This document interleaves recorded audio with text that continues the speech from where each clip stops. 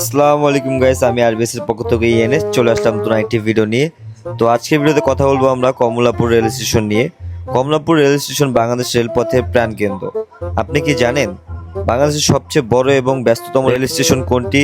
এটি হলো Kamalapur rail station, যার সরকারি নাম ঢাকা রেলওয়ে স্টেশন। এটি ঢাকার কমলাপুর এলাকায় অবস্থিত।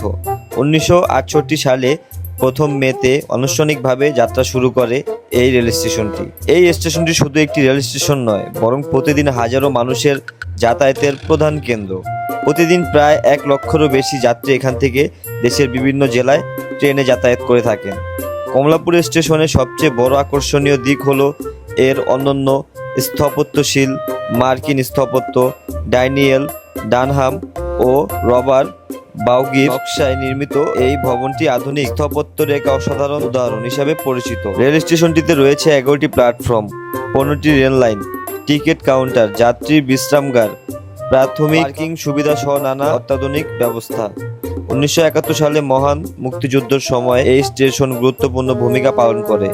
মুক্তিযুদ্ধ শহীদ রেলকর্মীদের স্মরণে এখানে নির্মাণ করা হয়েছে সূর্যকেতন স্মৃতিসৌধ। আজও কমলাপুর রেল স্টেশনে বাংলাদেশের রেলওয়ে যোগাযোগ প্রাণকেন্দ্র হিসাবে দেশের মানুষ এক জেলা থেকে আরেক জেলায় নিরাপদ ও আশ্রয়শীলভাবে যাতায়াতের সুযোগ পায়। ভিডিওটি ভালো লাগলে অবশ্যই লাইক, কমেন্ট এবং শেয়ার করে পাশে থাকবেন। আর নতুন নতুন ভিডিও পেতে হলে আরবিএস এর সাথেই থাকবেন।